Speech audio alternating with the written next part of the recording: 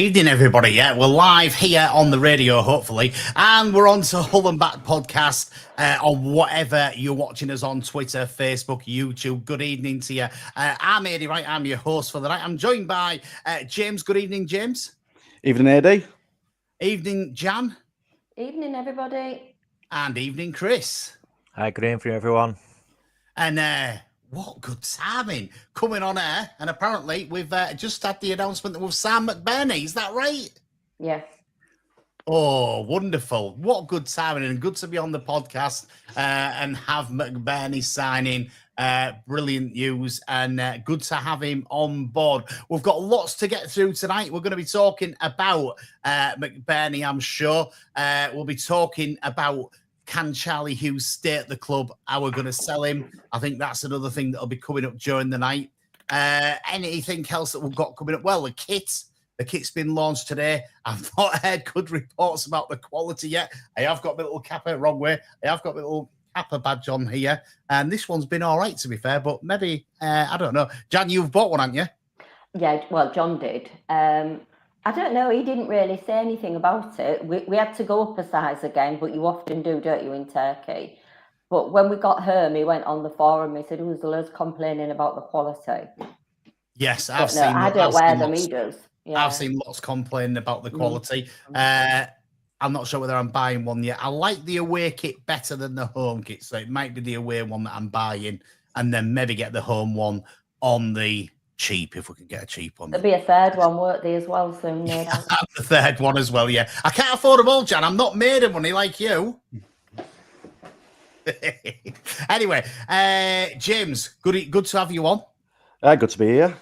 And tell us a bit about what your week's been like with Hull City. It's just been a bit up and down, hasn't it, really? Because, I mean, it's kind of, we heard about McBurnie being in London. Was it yesterday for his medical? I think they announced it in the morning, and that kind of obviously sort of put the nail in the coffin a bit, I think, for the rest of the fans who were sort of probably maybe hoping for a bit of a different story. But obviously, it's just kind of been a waiting game all week, essentially, waiting for the players we want to come in. Obviously, Joffy's been relinked back with us as well. Apparently, he's going to be returning. As I said, there's all the membranes around Hughes at the moment, which obviously is... I'm not really too concerned about that, to be honest. I don't think they will let him go. I think they know how key for us he is. So, and it's the same with the rest of the transfers that's been going on, really. It's all just a bit of noise at the moment, but at least finally we've got something solid on McBurnie. Yeah, no, I think he's going to be a good addition for us. We needed that central front man because we was lacking goals last season. Well, probably the last couple of seasons, Chris. Yeah, definitely. We haven't had a prolific goal scorer since Hernandez, really, have we? So, and I know McBurnie's last few years have kind of been a little bit up and down. I think it was 2019 when he had his really good season at Swansea, scoring, I think it was 22. But we've certainly missed a goal scorer going to get in 15, 20 goals. Did you listen to Radio Humberside tonight with the Sheffield United guy from their pod? I didn't listen to it, Jan, because obviously we're on Humber Wave Radio. But, if you want to listen to our competitors, you can do. I thought you were all friends. We're all friends. And I did listen to Humberside's chat with the gaffer last night. He sounded really good, didn't he? I was really impressed with what he had to say. It comes across really well, to be quite honest with you. So these the occasions that I do listen to it. But Humber Wave Radio is where you want to be, people, and this is where you're listening to us tonight. So, but I understand if there's a little bit of sports news, you might want to go across to Humberside, but don't go across any other time. Stay here, honestly. The only reason I raised it, AD, is because I was from like an equivalent pod from Sheffield United. Yes. And he was saying he's not a prolific goal scorer. And I don't want people to get on his back. He said he's not an upfront on his own target man. It doesn't work like that. So I don't know. So I just think we need to give him a chance to bed in before people either say he's good enough or he's not good enough. That's all. That's why I raised it. No, listen, I think that's you've got to give people a chance to bed in. The thing with it is he's experienced, didn't he? And that's obviously a big thing for us. 29, he's not over the hill like some that we've maybe signed in the past. He's got the experience, though, that could help us to, maybe do a bit better this season in the Championship than we did last season. What do you think, James? Yeah, we've just been missing a focal point up front, haven't we? At the end of the day, that's a big thing. There's no one for the team to play into and for someone to bring players into the game. I mean, Pedro did it somewhat last season, but how effectively? I mean, he only scored 6 goals. So is that the rest of the team, or is that his ability to actually be able to bring the rest of the team into it? I just think it's going to be a really good move, regardless whether or not he's prolific or not, because a 29-year-old striker, I mean, what he can kind of actually put across onto the other strikers as well, regardless whether or not this fee restriction gets removed and we can bring in Freegan, or whether or not that's going to be, I don't know, Sellers Fleming and Destan. I mean, at the end of the day, we've been needing someone like this for a long time, and it's gonna pay off. I do think, I really do. About 1 in 3 from what Ash is saying there. That looks like 1 in 3 to me. I'd take 1 in 3. Yeah, yes, yeah, I would as well. Yeah. I think it's probably better than what we've been having. I mean, you look back and having goal scorers at Hull City, probably KLP, maybe Jared Bowen. That's the last time that we've seen somebody scoring good amount of goals for us. An actual one player, the rest of the goals have come across a team recently, haven't they? More than, getting a prolific striker up there. We've not really had one, have we, Jan? No, I'd say not. I mean, the one that comes to mind for me, and I'm older than all you lot, is Stewie Elliott. I mean, he was the last time that we had loads and loads. And then obviously Abel, but we've had nobody since then, really. Matty Freyett was quite prolific. Yeah, he was, to be fair. And I would also, what I'd like this season, we've got some big guys in at the back. Wouldn't it be nice to get some goals from the corners, or because we haven't had that since Michael Dawson, really, Curtis Davis. Yeah, shocking at set pieces. Harry Maguire, ages. Yeah, I mean, that's one thing that you'd like. Charlie Hughes has been great for us. And yes, I've seen a few comments on there that we don't want to sell him. We need him here. He does need to get some goals, though, because that's one thing that he's not done for us up to now, isn't it? Score goals. He did. He's got that cracking one, didn't he, at Sheffield? Yeah, but that's one, isn't it? But what I was saying is that when you look at Curtis Davis, that sort of thing, that's what we're after him doing, isn't it? That sort of thing. Getting in 4 or 5 from the defenders, don't you? Of course you do. And I think that would be really good if we can get him doing as well in the, on the corners as he's doing in defence. Then, it will be that £20 million player that's been quoted by the gaffer last night. Yeah. So good to have James or Chris bought the shirt yet? I haven't. I was in Tiger's. What's it called? Tiger Leisure. Yeah. But I didn't buy one. I want one of the retro shirts first. The 304 one. Yeah. No, it's a nice shirt. The retro one. I like my retro shirts, and really good. Let's hope that the new one is just a little bit of a quality thing. I got a picture off Joe, and his Kappa badges. Oh, wrong side. That side. I have to go get that. His Kappa badges worn away a little bit already. He's only got it today. So I'm gonna wait. I know some people don't, but I really like a white kit. So I'm going to wait and see what the third kit is. I normally buy one per season, but to be honest, both the two that have come out so far, the pattern of it, the design of it, I really like it. Like they're both really nice. The quality-wise, I can't comment on. I've not, had a chance to go and have a look today, but yeah, I'm going to wait to see what the third one is first before I decide which one I'll buy this season. Yeah, I think I'm with you, Chris. I'm going to wait and see what the third one is. I do like the away kit. It's really nice, that pinstripe. Is the third kit going to be better? I don't know yet. I think Joe did show me something that was maybe, I don't know whether it's right or it's wrong, but I got a little glimpse of one that it could be. And if it is that one, then it looks quite nice to me. So yeah, I'll be torn. Not saying on here, Jan. I'll be torn between the away kit and the third kit. I think I do like the home kit, but I've got like a wardrobe full of black and amber shirts, and the different ones do add to it. I will listen if they do the sale at the end of the season where you can buy 2 and get 1 half price or whatever. Then I'll obviously buy all of them like I always do, and I usually get full 3 shirts every season. And the wife goes mad at me because there's far too many Hull City shirts in the wardrobe. But anyway, we're not here to talk about wardrobes. We've got a big game on Saturday, a 12:30 kickoff. Coventry trying to put some bids in to take Charlie Hughes before he faces them on Saturday. Is £8 million enough, Chris? Definitely not. I wonder if it's a bit of gamesmanship. We're about to play them, unsettle the player, a few days before we play them. But I mean, obviously as well, Coventry have got high ambitions based on bringing in Frank Lampard, where they finished last season, getting into the playoffs. So it might be a genuine bid. They might want to bring him into the squad, but I think we've already said, he's give him a year or two, he's going to be worth, a lot more than that. And I just think because he's young, we're still developing him, is one that we want to build a team around rather than let him go despite any off the field money problems or, if it's going to help with the embargo or anything. But yeah, I think we keep him. We've done some really good business. We've sold a few other players, so we should have money in the bank. All the people who've got on frees and loans, that's all going to help us in our appeal.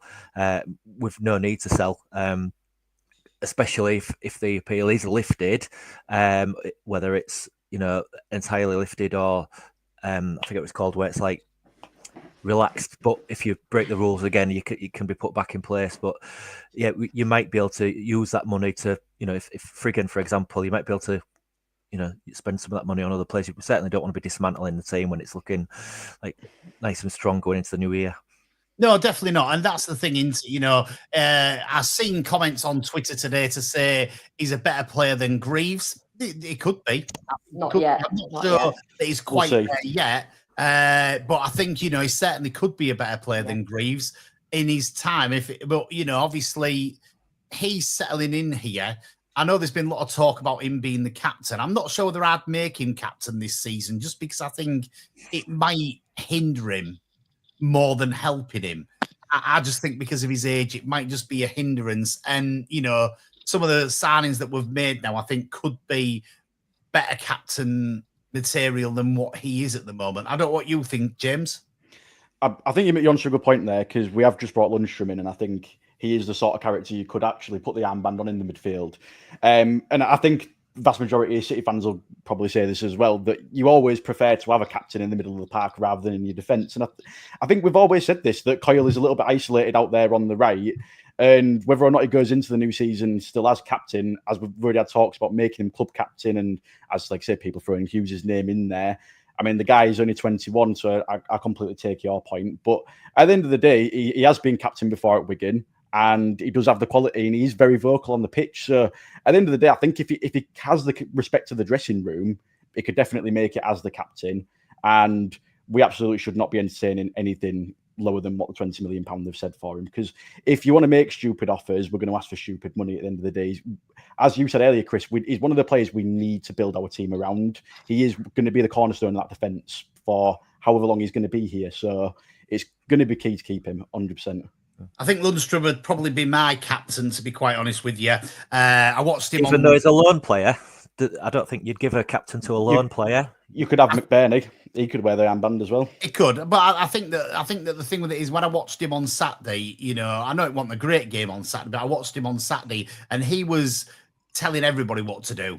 And you need somebody like that on the pitch. And I just think with Charlie, it's one of them things where you need to get a little bit in the referee's face, and we haven't had enough captains doing that. Louis Coyle certainly didn't do it last season. Ashby was the last one. Yeah, and you need somebody like that to get in there and actually, it can get you free kicks and things like that, which we don't get because we aren't strong enough against the referees. So, Chris, who would you have as your captain then? I think Hughes definitely has some attributes and qualities that you'd want to see in a captain. Certainly leads by example. As you said, James, he's had some captaincy experience at Wigan, but that's obviously League One. He's been with us a year. He's looking at the tree videos. It certainly seems to have some clout in the dressing room, but I don't know. I'd need a bit of time to think on that one, AD. But I do think Hughes would make a good, not necessarily the club captain, but game day captain. I think he could do the job. Jan, who's yours? You've got other readers on the pitch, don't you? Last week I said Egan, didn't I? But I'm not sure. I'm not sure he's going to start every week. I mean, that sort of brings me on to. I like the defence. I think we did some good business, but I think there's not a vulnerability, but there's an injury in every one of that back four now, and it worries me. If you look at them, Egan hardly played at all before he came to us. Shemi's been out for God knows how long. Hughes was out for 2 quite lengthy periods last season as well. Coyle's out now. We've only got, well, I just think, I don't know. I would have said Egan, but I think he might start Hughes and Shemi at the moment. Yeah. Certainly it looked that way on Saturday, didn't it, in that first half? Sarah says, "What about Slater as captain?" I'm probably in the thing that he probably won't start every game, which is the problem with Slater. I agree. And that's where that one comes in. So yeah, Egan would be a solid contender, says Oliver, for captaincy. But McBurnie's a good shout, actually. Coyle isn't captain material. He's definitely a club captain. He's brilliant at taking the players around and stuff like that. I just think that on the pitch, he doesn't do it for me. He just don't get in the referee's face enough, and I don't see enough shouting from him or anything like that. And I know it's not all about shouting, and there's different ways of doing it, and his way off the pitch is probably the best way, but on the pitch you need to get points across quite quickly, and sometimes that doesn't happen if you aren't getting in the faces a little bit and telling them what they need to do. I mean, if you look at what Ashby did, he was an amazing captain, and that's somebody like that is what I'd like for this season, to try and get us, it's points, isn't it? It's little points here and there, and it's little bits in games that, I've heard it talked about, this 1% thing. Even if it's 0.5%, it all adds up, and it can all get you another place up the team, can't it? Up the league, sorry, when you're doing these things. So it is a difficult one. Team, does McBurnie come straight in for Saturday then, Jan? I don't know. I really don't know. How has he been playing? He was it Las Palmas or somewhere, wasn't it, in Spain? Isn't it? He's been. Yeah. I don't know. Has he kept his fitness up? I mean, you don't know if he's been there either, do you? I mean, they're pretty good at keeping people shielded and out of our view. I don't know. I mean, I think that team that started on Saturday was as strong as we had at the time. I think it was about there or thereabouts, wasn't it? It was there or thereabouts. Yeah, definitely. I don't know, what changes you could make in that team. What would you have changed from Saturday's team, Chris? Well, just going to your McBurnie thing, I wouldn't start him. If he'd have not been messing around and been here a week or so, then, signed the contract last week, then probably yes. But, if he's only been announced today, he's maybe had a bit of time around the club. He'll get one training session tomorrow, and then they'll be travelling down on Friday because it's an early kick-off Saturday. So he won't have had enough time with the team and get to know the tactics and the that sort of stuff. The only position I'm sort of umming and ahhing about is the left wing. I'm wondering, does maybe Casey Palmer go there and they play Crooks in the 10, so Slater and Lundstrom starting the double pivot. I forget the lad's name now, the young kid that's been starting on the left. And no, sorry, the Academy play. No. Ooh. Yeah, we'll come back to that. I know you mean. Let me get it up. I'll tell you in a second. Carry on Tinsdale. talking. Tinsdale, that's it. Yeah. So yeah, apparently he's more of a 10. Naturally, that's his preferred position. He's been playing on the left wing. So for me, I think you maybe put Casey Palmer there, because if you've looked how he's sort of played, he's had one of the defensive midfielders dropping back, hasn't he, to help the centre backs, and then letting the full backs get forward and create the overload that way. And if Giles is getting forward, whoever is playing on the left wing could potentially invert, and Casey could almost become a second number 10 alongside whoever starts there naturally. When we've got the ball, Giles gets forward and provides that width, and you're creating the overload in the middle of a striker and 2 10s. So that's the only thing I've been sort of umming and ahhing about. I don't think, Tinsdale's done well. They've been obviously scored the goal, but they have been friendlies when there's not much pressure on you. But when you're in front of, 20, 30,000 people in Coventry, will they be able to perform the same? So yeah, that's what I was sort of leaning towards potentially. And then McBurnie coming off the bench. But Ndala does look good. I would potentially say if he's got the discipline to help defensively as well, maybe he comes in on the left. But that's the one position where I just think it's not kind of nailed on yet. My two positions are probably the same as you there, Chris. I'd be tempted with Endala on the wing, to be quite honest with you, because I've been impressed with him when he's come on. As you say, it's just the age and whether he can come in and come back and do the defensive work and stuff like that. The other thing that I've been looking at is Palmer and Crooks, and I don't like both of them in the same team, to be honest. And I'd be tempted. I agree. I'd be tempted for Slater rather than one of them two. Not sure which one. Possibly Palmer at the moment. That's what I'd be tempted for. I've seen more from Crooks in pre-season than I have from Palmer at the moment. But that's maybe just me. I may be talking rubbish. If you want to get in touch, you can do. You can WhatsApp us 01482 772 663, or you can put your comment on Facebook, on YouTube, or on X. I've got some comments here, which I get in every week. Cookie's been in touch with me, and he says Hughes not going anywhere. It's bound to happen at some time, but he don't think it'll be this season. He thinks it'll be at least 15 million. He says Lundstrom's a good shout as long as he's guaranteed starter for captain. And the EFL have imposed more restrictions on Chef Wednesday, which was seen. Somebody else commented that a little bit earlier. Good to have you tuned in as usual, Cookie. Thanks for the messages. As I say, 01482 772 663, or just comment on wherever you are watching us. Just got my cup of tea brought to me. I'm a lucky man, I know. It's anyway, back to this Saturday's game. Coventry obviously was doing really well last season. Is it a hard game to start off with, Jan? I think it's a good game. When we were in the Premier League, I always wanted to play like the top 6 clubs early before they got settled. So I don't mind in that respect. But going back to Chris's comment, I agree. I don't think you make a lone player your captain. But Casey Palmer, we got him from Coventry. Maybe he's got something to prove if he starts on Saturday. Because he's the one that's not convinced me yet. So I'm happy that it's an early game in the season, because even if we lose, surely the following week we're going to win at home to Oxford. You'd hope. You'd hope. I think it's that thing of it's you never know what you're getting, do you, at the start of the season? It's always difficult to know. That's why I said let's play Coventry early away. Yeah. I mean, you had them playing very well, did Lampard last season. I think what Louise says there. Baz Cooper said that McBurnie would come off the bench on Saturday. I think that's probably a good call, and I think that's probably right, to be quite honest with you. And I do think there's probably a worse time you could play Coventry than doing it the first game of the season. 12:30 kickoff. People are going to be travelling down early, James, aren't they? They are. I'm going to get in a coach down. I think it's 8 o'clock. We set off from the car park, so I'm going to be going down for Coventry again. 7:30. 7:30. I'm stand corrected. I've never been to the CBS, so I'm kind of looking forward to it. It's one of the ones I've wanted to tick off.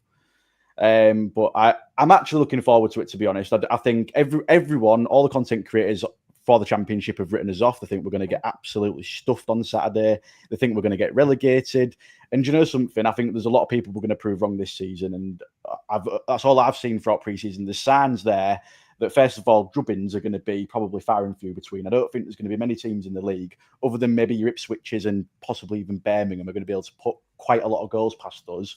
So I just think we're going to be quite resolute in defence, and that's the exact way we're going to have to play on Saturday, is that just be organised, be resolute.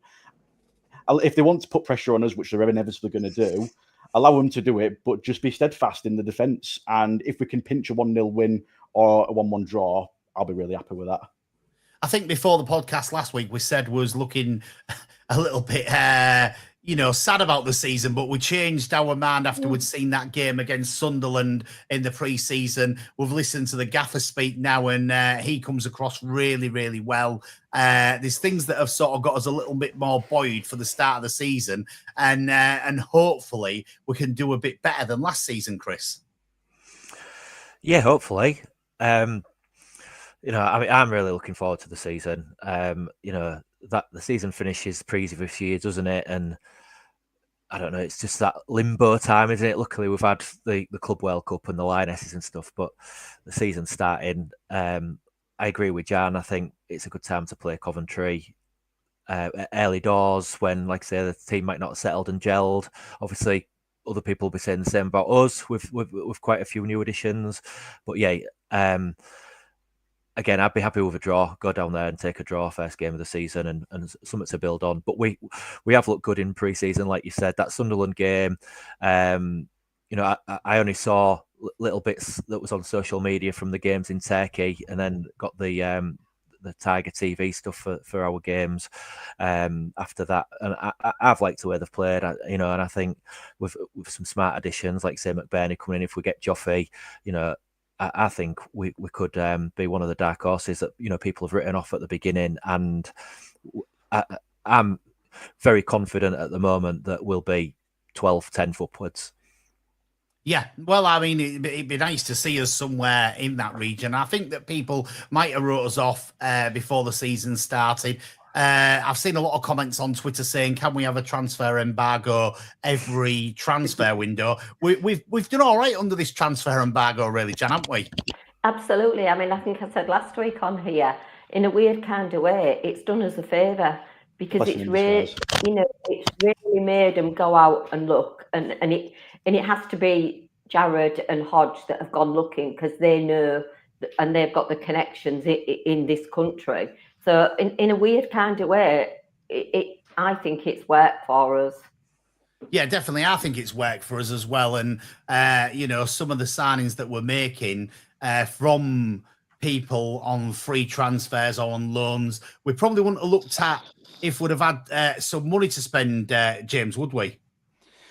No, to be honest with you, I'm really glad he's not had the ability to go and splash £5 or £6 million on some unknown Turkish player that none of us have ever heard of, and try and sell him to us. At the end of the day, it's made them clearly be a lot more frugal, and they've thought a lot more about the signings. They've seen what's available, and when you're looking in such a shorter market that free signings are, you're gonna sign people who've played in the Championship who've got the type of experience and guile that we're looking for when we're missing out of the team.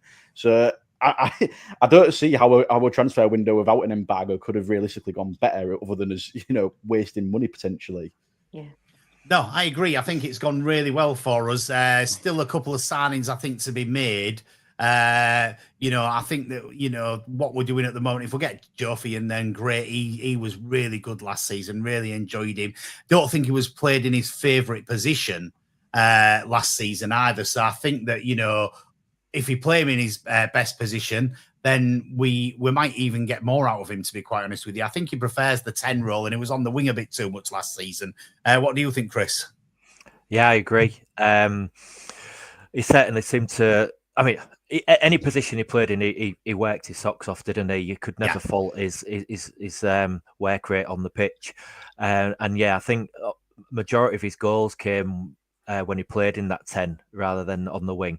But yeah, he cut in a lot, didn't he? He tried to get involved, but yeah, if we get him signed as well, it's a great signing. And just going back to the last point, I know we've been under these restrictions, but if you look at some of the frees we've got, they are some of the best frees that were available. There's a couple of others that we've probably missed out on, but McBurnie as a striker that was once 20 million, and Ajayi, with the experience, Nigerian international, really astute business. My only comment to add to it really is I hope Jun and or the Brain team have learnt from it. And, like I mentioned earlier, we have obviously sold some players, don't want to sell Hughes, but, they learn from it, balance the books, and they're a bit more sensible and astute moving forward. Because you can have a good window, without splashing millions of pounds, as we've just shown.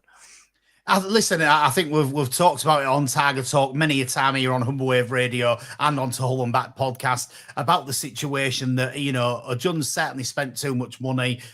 He spent a lot more money than he should have done. He could have done a lot better with the money that he spent. We're hoping that, maybe he's learned a lesson now, especially this transfer window might just give him a little bit of a lesson to show what you can do without spending a load of money and what you can get in without spending a load of money. I mean, we hope that, Jan, don't we? Absolutely, we do. I mean, well, my views. I'm no Adjun fan, and there's no point pretending that there's no point saying that I am. But equally, I criticise the appointment of the new coach, manager, whatever you want to call him. And I have said on X, I'll happily hold my hands up. Listening to him, it very much looks as though I was wrong, and I'm more than happy to be wrong. And what I particularly liked yesterday with some of the stuff that he said, but when he was asked, the chairman wants attacking football, and he said 3 points is most important. I thought, spot on. That's exactly what you can play the most boring football you like for me and win every game 1-0. I'd be more than happy. Give him a 10-year contract. Fucking. He will. Yes, don't. Yes, just be careful, will you? Good. Brandon Williams could also be announced by Hull City tonight. It says here on Championship Transfer News. That'd be nice, wouldn't it? I think Brandon Williams. Good to give him a second chance. I think so, and I think he'd be a good addition to the squad, Jam, wouldn't he? Yeah, I think so. I mean, and he looked good, didn't he? When he came on that first time, didn't he? As like a bit of a cameo, really, at the end of the game against Sunderland. But then again, he played again on Saturday. Yeah, no, I agree, and I'd like to see him sign. What do you think about that, Chris? I'd love to see him sign. We talk about a player that was keeping Luke Shaw out of a Man United team 3 years ago, whatever it was. He's definitely got the quality. He's not played for around a year and a half, so it might take a bit of time to get his fitness, match sharpness up. But the other side of it for me, it's that depth within the squad. And hopefully, we know Giles has been a bit hit and miss. Having that really top quality teammate to sort of try and get the best out of Giles as well. And I think if they can sort of be training together and he'll learn off each other, then I think, that left back position, and obviously Brandon Williams can play right back as well. But I just think that could help us get the best out of them both, and it's only good for the squad. And that's what it's about, isn't it? Having the strength in depth and trying to have at least 2 players for every position, James. It absolutely is. I mean, we've strengthened every position. The depth looks a lot better. And I think even if we can add a couple more options, I mean, by the sounds of it, obviously we've got Akintola coming in as well, which is going to be another option on the wing. Potentially even suggest that if he does come in, we might be looking at getting rid of Kamara at some point. But I'm really impressed with the level of squad depth that they've gone for this season. I mean, it looks a lot better than last season. I think even if we have a few problems with injury, which inevitably we will do, hopefully just not to as key players this season, I think we'll be absolutely fine. We've got plenty to cover, so we'll be really good this season, I think, if the worst does happen. Yeah, no, I agree with you. It will be good. The squad numbers have not been announced yet, but McBurnie is definitely wearing a number 9 shirt on the pictures that I've seen on social media at the moment. So he's definitely going to be our number 9. When do the squad numbers get announced, Jan? I honestly don't know, but they'll have to be announced before Saturday, won't they? They will. And the website needs a little bit of updating for Hull City because the first team, it doesn't really look like our first team at the moment. So there's a little bit of updating to do there. It'd be interesting to see. Sorry. No, I was going to say, do we think we're going to see anybody else go? You just said Kamara. Am I the only one that I do think there's a player in there, I really do. I know lots of people really don't like him, but and even on Saturday against that Spanish lot, he was going back and he was tackling and he was supporting. And that's not normally, he jumps out of the way of a tackle and all of that. I just thought somebody's been talking to him, maybe put an arm around him, because again, Sergi said last night, you don't treat them all the same. And I know that from when I used to have my job, there was staff you'd have to get quite cross with the others that was the wrong way altogether. Put an arm around the shoulder and encourage. So, but I think Ant's just made a good point in that I don't even think he actually wants to be here himself. His attitude has never shown that he wants to be here. Oh, you see, I don't know.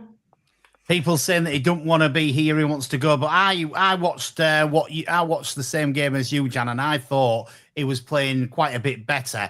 I think that Sergei's got something out of him that maybe the other managers hadn't managed to get. So that'd be. I'd like to see him stay at the moment. I don't think because of how long Miller's supposedly back. Maybe the first international break. Balloumi's not going to be till end of October time. Well, he said after the first international break today. He said they'd both be back today. Yeah. Oh, did it? Well, I mean, if he is, then Balloumi was further back than Miller at the one point, wasn't he? But for me, until them two are back, you can't do anything because ultimately they're going to come back and they're going to get injured, aren't they? Because you get a knock and stuff like that after you've been out for a bit of time. You'd only come back for 4 games. You're probably going to drop out for another couple of games. And, ultimately we need that strength in depth like we've just been talking about. So for me, at the moment, I'd definitely keep him, to be quite honest with you. Don't forget, if you are watching us, please hit like, please share, and please subscribe, because if you do that, it helps us to bring these podcasts to you. Obviously, the podcast and the radio all cost us money to go on, and if you do the likes and shares and support us and stuff like that, then basically it helps to get us a little bit of revenue that pays for all the stuff that you don't see, for us to be able to do this every week, twice a week for you. So if you can, subscribe, like, share, do whatever you can with it. Tell your friends to do it as well, and that'll help us to keep where we are. Transfer embargo hearing day today. We're obviously not going to hear about it probably I think Friday was rumoured to when we'll hear what's been happening. I suppose if it's good news, we might hear earlier than Friday, Chris. Yeah, I mean, it depends how long the panel take to sort of mull over their decision. You know, I think, was it Sergio that actually said in an interview he expects it to take 5 to 6 hours today? So it was obviously going to take a bit of time. And I think the panel go away and sort of sum up what we've said, the argument from the AFL, and, you know, but that you might have been Baz that then said that you expect an answer within 48 hours. So who knows? We might have good news by the end of the week. Let's hope we've got some good news by the end of the week, because it'd be nice. We're obviously paying wages. It was talked about on the interview with the manager last night on BBC Radio on the side with James O'Gaff. Good evening, James. He has me on regularly. You know, I like James. We grew up together on Kingstown Radio all those years ago. So yeah, James had a really good interview with the manager last night, and it was talked about that we're paying players that we can't register yet, where to be in one of them. It'd be nice to just get them registered if we're paying them, wouldn't it, James?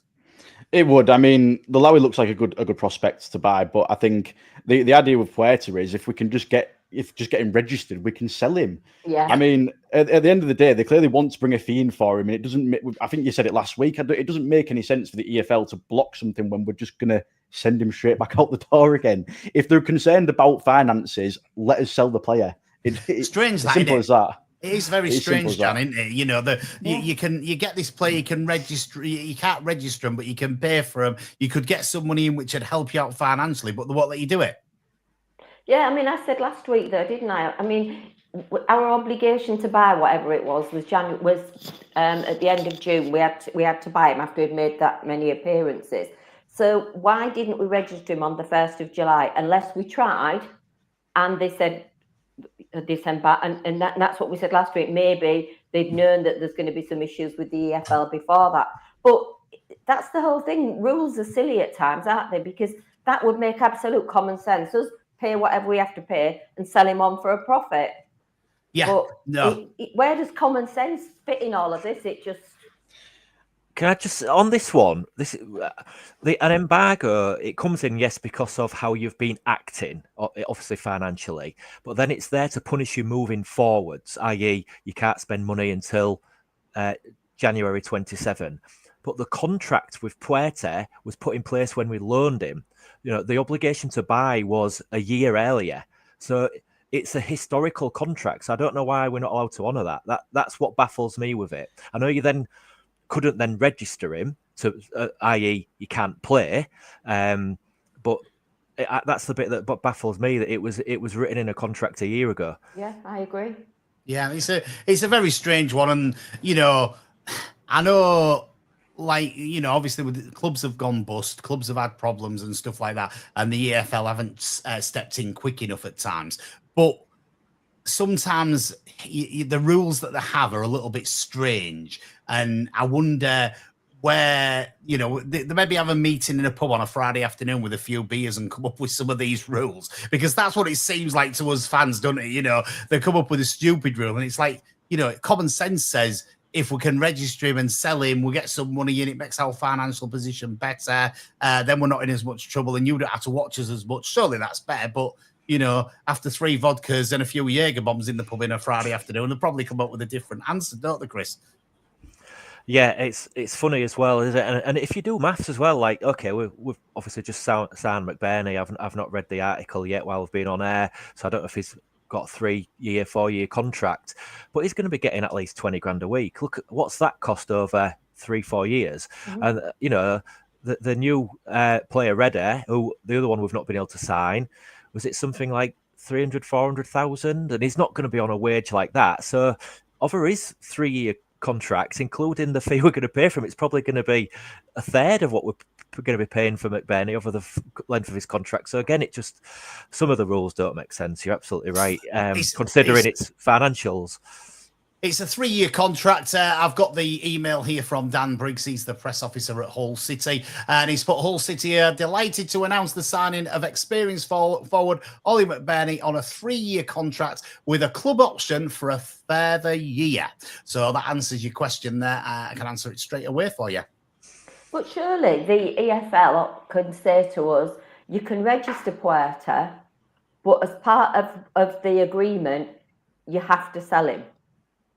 Can you not put sense, wouldn't it? If you've agreed, if you've already agreed a sale or you've got potential buyers for him, can there not be something that we will register him if you've sold him? I mean, I'm sure the legal people could sort something like that out, because equally his other club would be saying, but hang on a minute, you owe us all this money. You agreed it was an obligation to buy, not an option.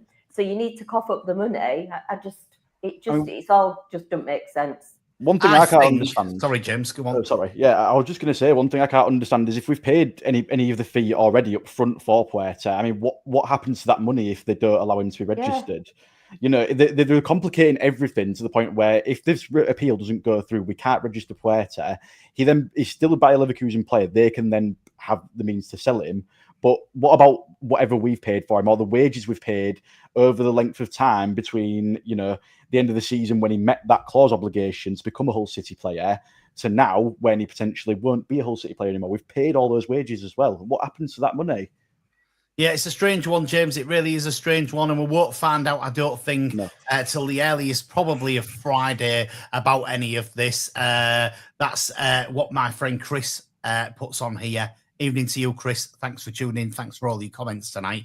And he says that it'll be Friday before we find anything out. For me, I wouldn't have played him enough games to sign him, to be quite honest with you, with the situation where he was in last season. But that's just my opinion. I sort of tried to keep the money because I think everybody sort of knew more or less that there was a little bit of financial difficulties at the club. So it was a strange one for me when we ended up playing him for as many games as we had to sign him for. But that's one of those things, and maybe a lot of people don't agree with me, but that's what I'm here for. I'm here to be shot down. I was plenty of times last season, especially when I said I'd sack the manager and get a new manager.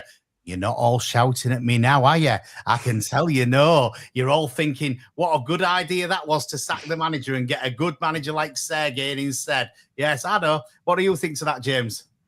It was a bit bust or break, though, wasn't it? I mean, like...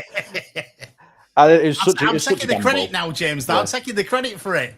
Take it, bask in it. You can have it. You can have it. Dirt, because he might be wrong. He might just be... Yeah, he still could be wrong, the talk. I think watching him in pre-season, Jan, you know yourself. You've watched him the same as I have. Oh, yeah. And he looks to have done something with the team. I saw the team defending really, really well, especially in that Sunderland game. They was getting the men back so quickly and so quickly into their shape that it was very hard for Sunderland to break us down. What do you think, Chris? Yeah, they seemed to be a bit of urgency, didn't they? Wanting to get back into position, get the men behind the ball and make it hard for the Sunderland to play through them. And at times the press was like a swarm of bees, wasn't it, in certain parts of the pitch, just not letting the players have any time on the ball. So, yeah, agree with that, absolutely. Evening to you, Liam. Looking forward to the new season. Yeah, it seems like, do you know what? It seems longer at the moment. I don't know why. It's maybe because we've had so many trips to Wembley, which is like our second home, I know. And the season's been extended a few times for us. This early May finish and then not starting again until early August seems like an awful long time, Jan, doesn't it? It does, but my advice would be go on holiday. That's what we do. Every time. So we had this wonderful idea that we went away for the whole of June. And then, as you know, we're involved with the supporters club, and Catherine, our past chair, got married. So we came home for her wedding at the very end of June. And then we said to our family, who are also City fans, you go on holiday, we look after your dogs during the school holidays. So we go away the day the schools go back, and the first international break we go away again, then we go again on the next international break, and then again in the November break, because that's what we do to keep us busy. But equally, I take exactly what you were saying about, there was the Club World Cup, didn't watch a lot of that, but I watched the women's Euros. Really enjoyed that, actually, to be fair. I did. Have you got a big suitcase, Jan? Have I got a big suitcase? Why do you want to get in it? You won't. Yeah, well, you need a big one for me because I'm a big lad. So, I'm going to store away in your suitcase and come away with you.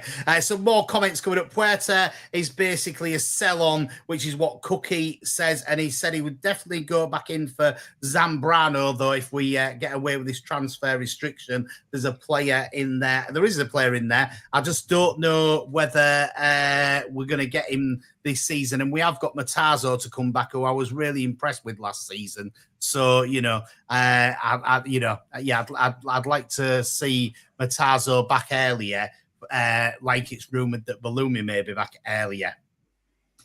What else have we got coming up on the comments here? I don't know. Sorry, I'm flicking through. Our final ball decision needs a lot of work. You're right, Sarah, it does. And Sergey, just what we needed to look at Giles is a different player. I agree there. Giles has looked like a different player, Chris, hasn't he? Yeah, I touched on it earlier, but yeah, he's already looked good in pre-season. And like I said, with a bit of healthy competition in Williams, if we get him signed, I think that left-back position's looking really strong. And Giles, I think he owes us one, doesn't he? He came under Liam, didn't have a great second half of that season, and last season he started with a few mistakes in him, didn't necessarily look 100%, and then obviously he's gone to Middlesbrough, it didn't work out well there, so I think he's got something to prove to himself as well as the club. But yeah, he has looked really strong in the pre-season games that I've seen. He's a really nice lad. He is a really nice lad. Talk to him, and that little group of those youngsters are really nice lads. And I'll tell you who I thought has come on a lot as well. Kyle Joseph. He was almost like, I don't know, Delap-esque kind of thing. The way that he was using his body physically at the weekend and in the Sunderland game. Really needs strong. a goal, the lad, though, Jan, doesn't he? He absolutely does. But I just hope we can get, instead of getting on their backs, we need to think, hang on a minute, they're young, they're learning, Chris says he even agrees with me tonight, which is not very often that me and Chris agree on these podcasts. If you watched them before, you will know. So thanks for that. Let me just have a look. Sorry, I'm flicking through a comment there. I'll go back to that one. We'll come back in a minute. I'll just got Andrew Scott's comments here. And he says that we're not looking at the Puerta situation with Tigers coloured glasses on.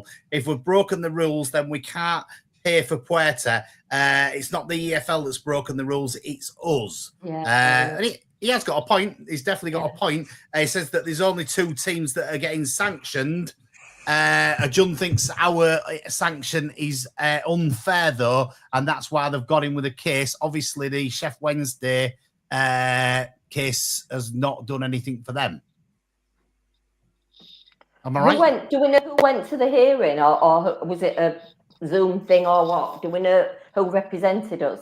Tell us if you do know. Apparently, it was our lawyers. I don't know if any of the brain team would have gone as well, but club lawyers, and it was done online.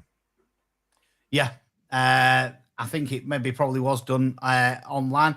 So we've got a comment here from William. He said, who would you rather, Drame or Coyle? Drame. Does Coyle get in? Drame is being class. Yeah, I see that.